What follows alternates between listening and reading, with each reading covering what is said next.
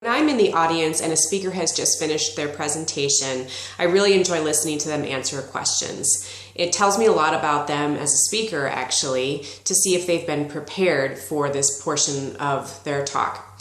So the first thing to do is to try to predict the types of questions that you will get.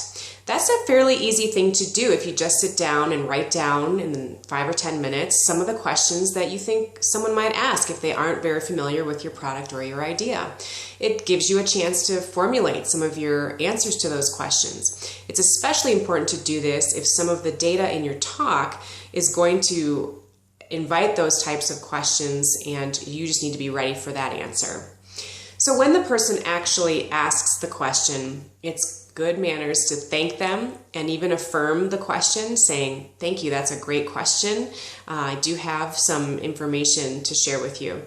The answer itself ought to be pretty brief, maybe 1 to 2 minutes tops. You really don't want to go far beyond that out of respect for others who may have questions. But if you want to delve deeper with that individual, by all means do so offline. It's a great idea if you're giving a talk with slides and you anticipate a certain time frame of questions and answers at the end to pad your slide deck with specific slides that can help answer those questions. Maybe you didn't have enough time to go over them in your speech, but you know that you'd like to use them. It's a great way for you to get leverage from those slides by putting them at the end of the deck and trying to find a way to get to that slide with appropriate questions in that area. So lastly, it's important to say that you don't know if you don't know. There is no reason to feel afraid of or be threatened by saying, I'm really not sure, but I'd like to follow up with you after this meeting so that I can look into that. But it's a really great question.